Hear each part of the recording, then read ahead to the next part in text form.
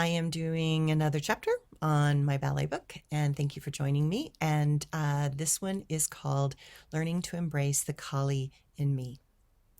The powerful emotional journey of this life is something I clearly craved deeply. Within each life, we have that potential to see, be, feel, and become many layers and levels of emotional expression. Ballet for me was this massive space of permission to explore places within my psyche that I never really knew about or expected to explore. She was my guide and teacher in human awareness. She was the guru that showed the doorways to limitlessness. She was the angel that understood the longing in my heart and how to remember that I was so much more. Characters in ballet move from the gross to the sublime. Every girl wants to be the princess, the queen, the swan, the fairy, but not every girl wants to become the evil queen, the prostitute, the sex fiend, or the dark counterpoint to a story. And yet, that was to be my fate. At first, I wondered why artistic directors and choreographers kept picking me to be the bad character. My mind made stuff up that it was because of my height. I was taller than most, and being taller, I was more imposing on stage. I thought, that must be it. I was sure of it. But meeting Monica Mason in Berlin, I suddenly realized that she was very small, but her energy was huge. At that age of 20, she made me realize that perhaps it was my energy that was so imposing. I knew that inside I felt more intense than others most of the time. I had learned that I seemed to notice things that others did not on subtle levels, and that my eyes and ears seemed to take in more information and somehow keep it, retain it, and remember. But I also learned it would be wise to not share such things with others. I learned that early on, when I was 6 years old, that it was often best to keep my mouth shut, especially around adults. In my complex emotional spiritual world, it was clear that adults had lost that connection to the magic that was constantly weaving through everything. I even vowed to myself when I was a child in parochial school that if nuns could not see angels or Jesus in the church, hallways, and playground, then they could not be trusted. In my reality, they were no longer connected to the deeper knowing and profound spiritual connections that I knew were there and that I still carried. It came down to a choice. I realized that I could believe their words or I could believe my own experience. I decided to believe my own experience. Many gurus, teachers, and psychologists have told me in amazement how rare that decision was for a 6-year-old to make. There was one moment that I tried to explain my reasons for lighting all the candles in the church to the Mother Superior. I explained that because Jesus was teaching me about how man's body is like the wax of a candle, and when it is lit by the fire of spirit, that eventually that body of man will melt away and become one with God and everything. He said that that was what we experience as death, and it was nothing to be afraid of. As I was talking, I noticed that the Mother Superior stopped breathing, and a deep scowl etched into her normally kind face that now became hard and tight. Then she told me in no uncertain terms, with authority and righteousness, that I was a lying, blasphemous child, and that no one sees Jesus until the second coming. In that moment, I believed that she and all the nuns had lost the connection that was God itself. That moment was terrifying to me. These were supposed to be the spiritual people. These were the ones that we were to go to for our answers, and now I believe that they could not be trusted to know the truth because they had lost the connection to the higher truths.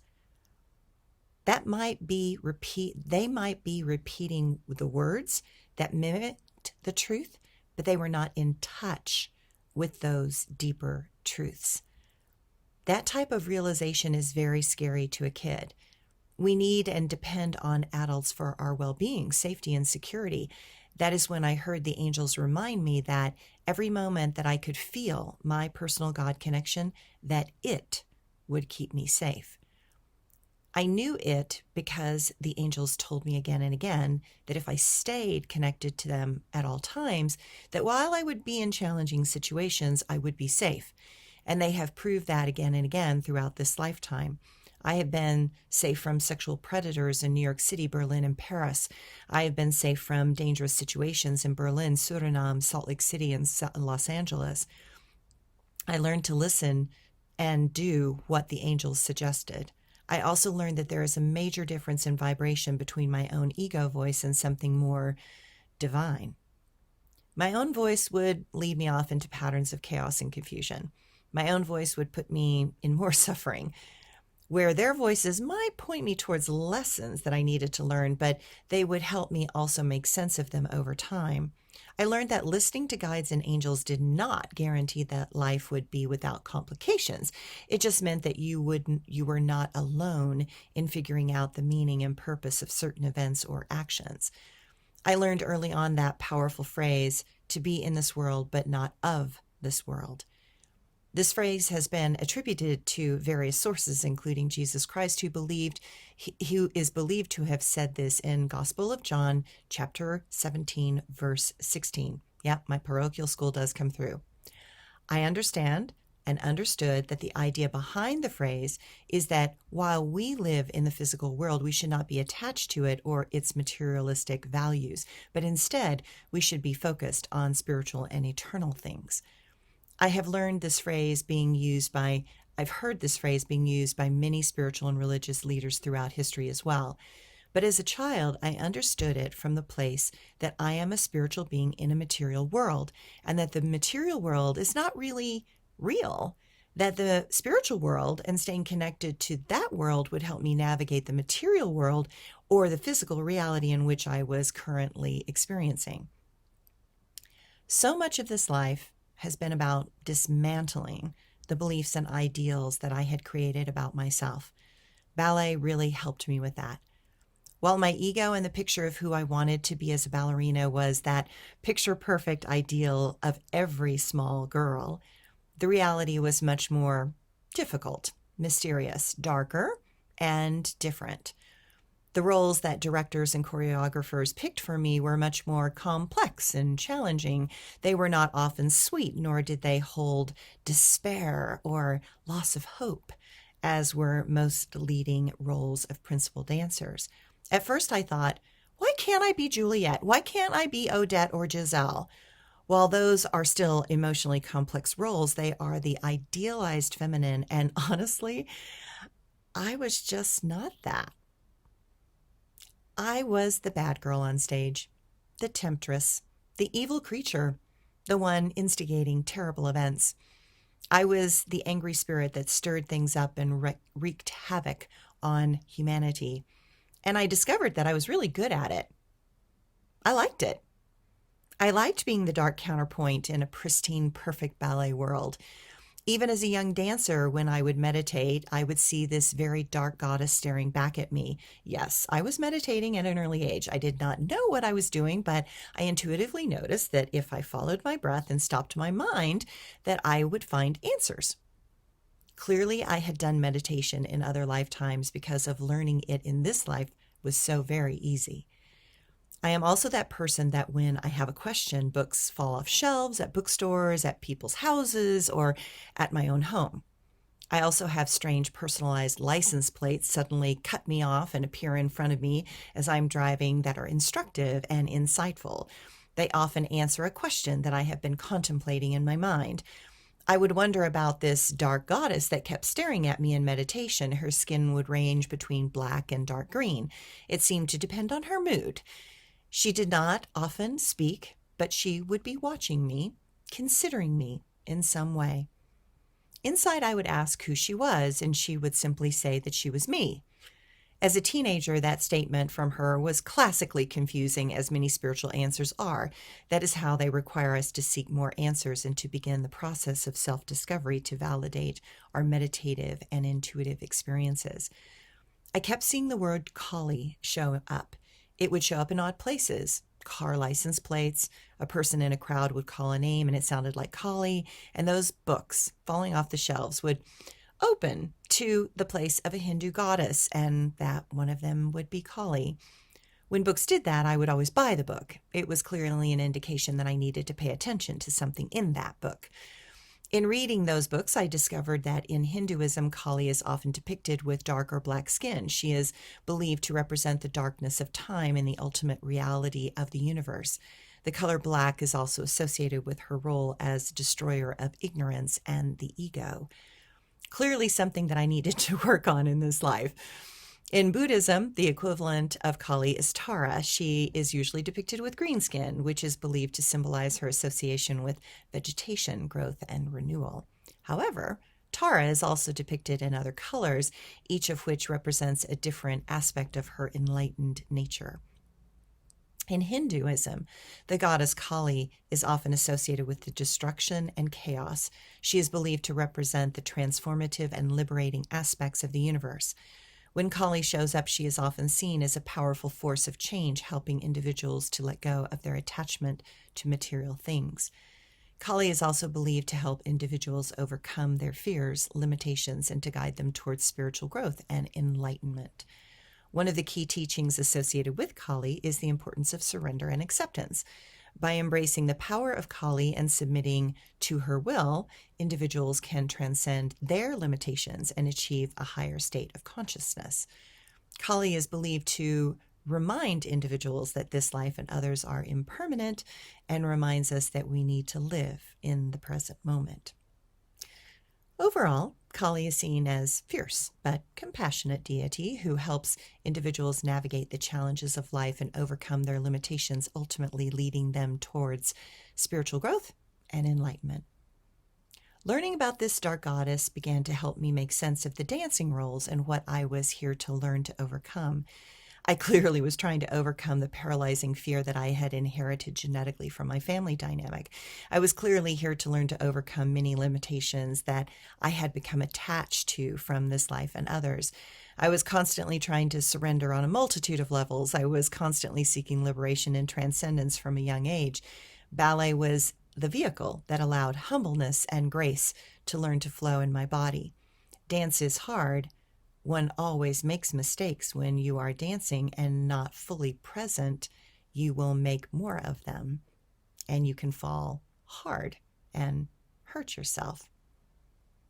I realized that what those artistic directors saw in me was the hidden darkness and a lot of power that had been suppressed. Denied emotions can have a powerful impact when released on stage.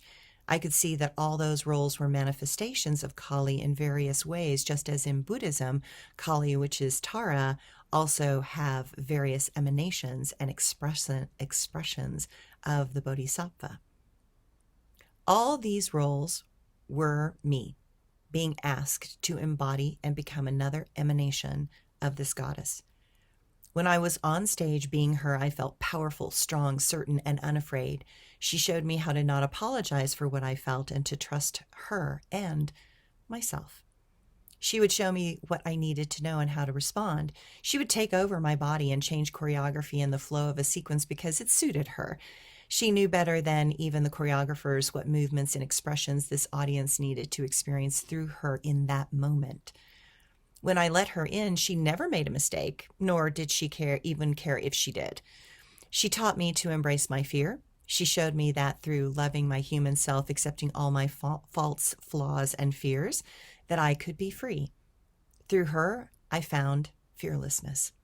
I realized that she has always been with me throughout this time, and I was part of her plan to show others how to move through fear, shame, guilt, and loss. I knew that I personally did not know how to do that, but she did. All I had to do was open to her and magic spilled out into the world or on a stage. I realized that she is a living, breathing archetype within every woman and every man. Inside, we have all the archetypes. Some we deny and are hidden from view, but some can be seen in a glance or a look. Some can be felt in the movement of a hand or a turn of a head. Some are more comfortable to us than others. Ballet taught me the first lessons to learn to embrace what is hidden, and when it is given honor and respect, it will help us navigate difficult moments. Kali would arise unbidden when I would encounter dangerous people with an agenda to do me harm. She would stand up and take control, making me do or say the perfect thing in the most critical moment. She taught me that courage comes from willingness to face what is.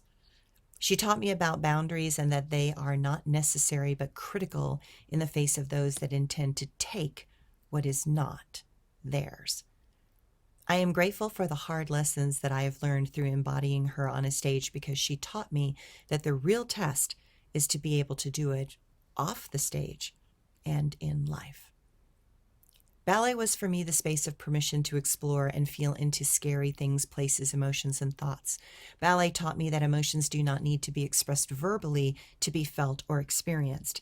Ballet taught me that everyone is learning how to feel in their own way.